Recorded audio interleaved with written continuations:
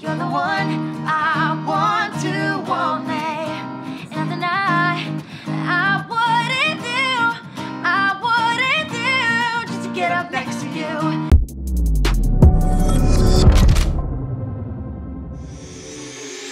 What's up, guys? It's your boy, Benny. You know what most Republicans do all day? They sit and they think about how they can be of service and entertainment to the Democrat Party whom they serve. They get down on their knees and they pledge allegiance to Democrats like Joe Biden and Barack Obama. You're saying, Benny, that doesn't make no sense. Why would Republicans do that? And I would say, yeah, you're right.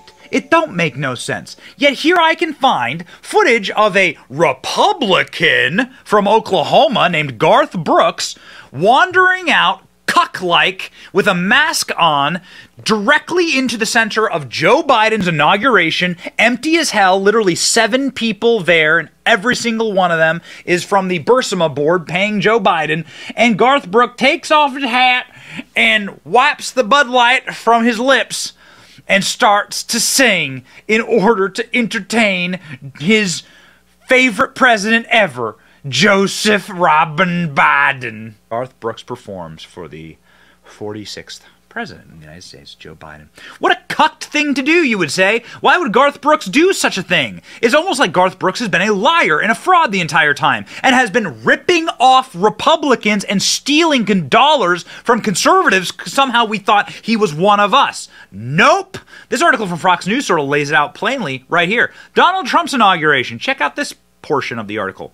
Although he performed at Barack Obama's swearing-in ceremony, he turned down the opportunity to perform at Donald Trump's inauguration. Why exactly would the guy who performed at Joe Biden and Barack Obama's inaugurations turn down Donald Trump? Brooks explained it was all about people loving people and that he's praying for Donald Trump. This guy is a fraud. He said he had a scheduling conflict. Got it. All right. Is Garth Brooks a Republican or a Democrat? Writes The Sun. They say that Garth Brooks is a Republican from Oklahoma, even though he's going to perform at only Democrat inaugurations. Brooks says jokingly he'd be the only Republican at the ceremony. Can somebody name something that Republican Garth Brooks has ever done for the movement, for Republicans, or any Republican candidate? This guy is a piece of shit. I hate people like this. It is the same thing, the same problem I have with Target. And we're going to get into the Bud Light thing now because Garth Brooks finally responded to this Bud Light controversy with his new bar.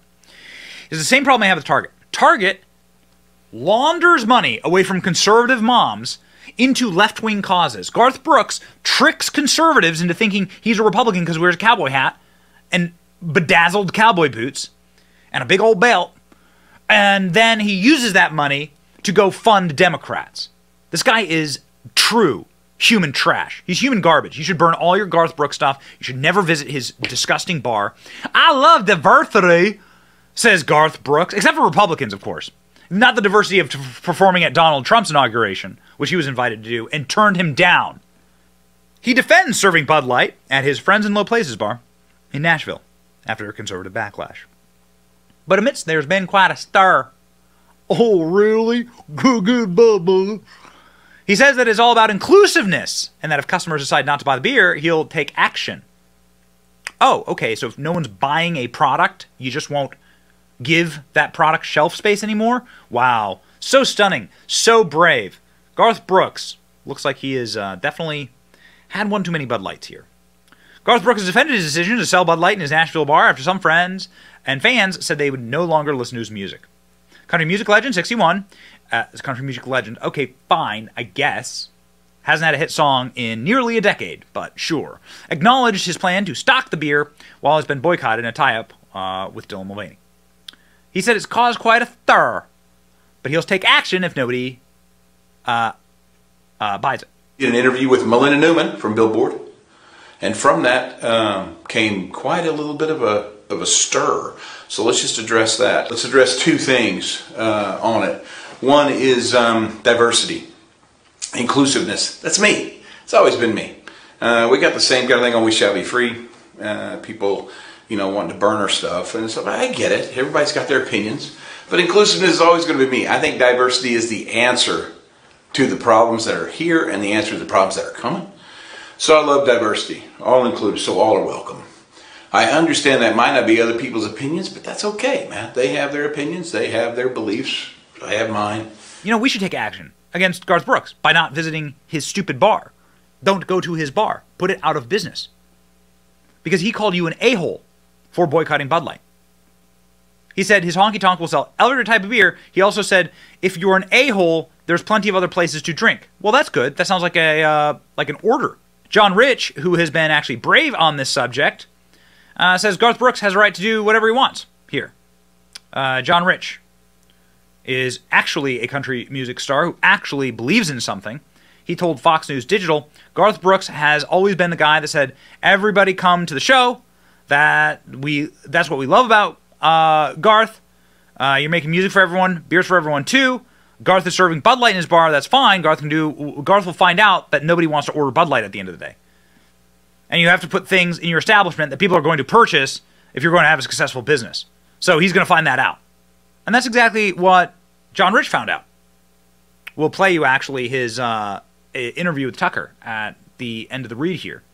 Garth Brooks getting hit from all angles by his fellow country music stars, by Matt Gaetz, who says, I'm sure glad we have Garth Brooks to tell us who and who isn't an a-hole. Question, does that make somebody an a-hole if they cheat on their spouse, write a song about it with their paramour, and then publish the duet with that very paramour?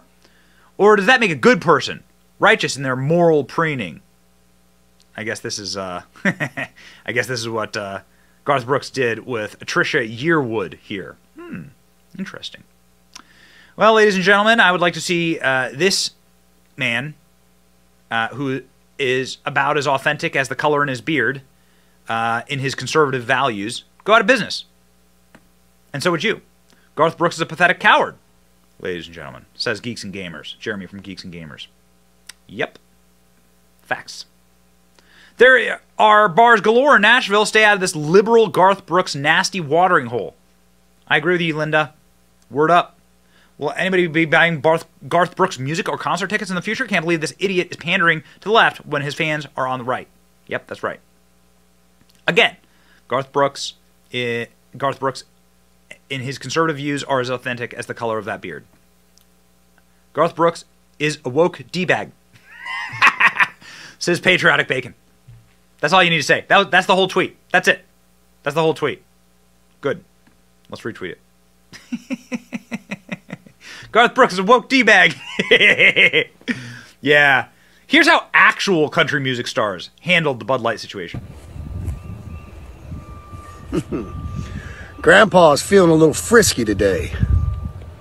Let me say something to all you and be as clear and concise as possible.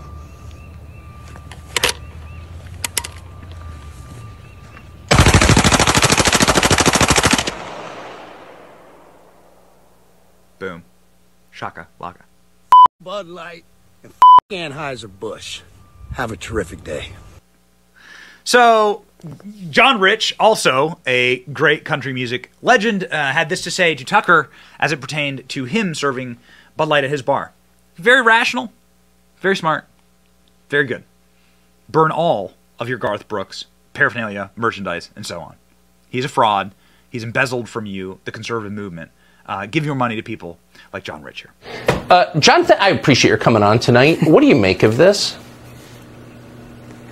Well, you know, there's a lot of smart, really high-paid people, Tucker, that sit around big conference tables at all the major brands, and they spend millions and millions and millions of dollars to market their product. To do what? To sell more of it, whether it's beer or country music or a pickup truck or pretty much anything you can think of.